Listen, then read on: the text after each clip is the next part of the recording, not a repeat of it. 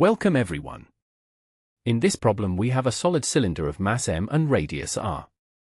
It is placed on a rough surface and projected forward with a linear velocity v0 and an angular velocity omega0, where omega0 equals v0 divided by 4r.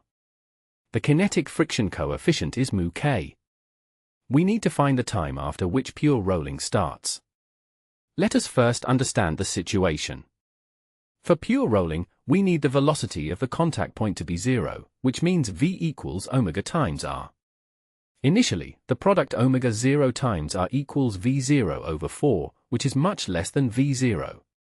So the bottom of the cylinder is sliding forward relative to the ground.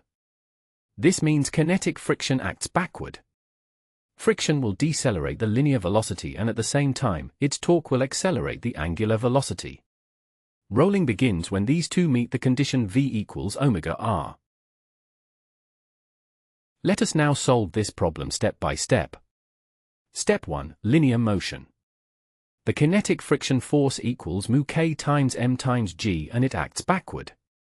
So the deceleration is mu kg. The linear velocity at time t is v, t, equals v0 minus mu kg times t. This is equation 1.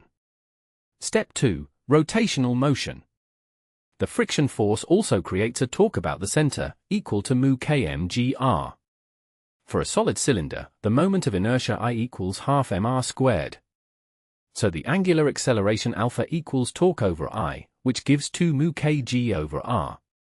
Since friction torque increases omega, the angular velocity at time t is omega, t, equals omega 0 plus 2 mu kg over r times t. This is equation 2. Step 3. Apply the pure rolling condition, which is v equals omega times r. Substituting equations 1 and 2, we get v0 minus mu kgt equals v0 over 4 plus 2 mu kgt. Rearranging gives 3/4 of v0 equals 3 mu kgt. Step 4. Solve for t equals v0 over 4 mu kg. Now substituting v0 equals for omega 0 r, we get t equals for omega 0 r over 4 mu kg, which simplifies to omega 0 r over mu kg. The answer is option 3.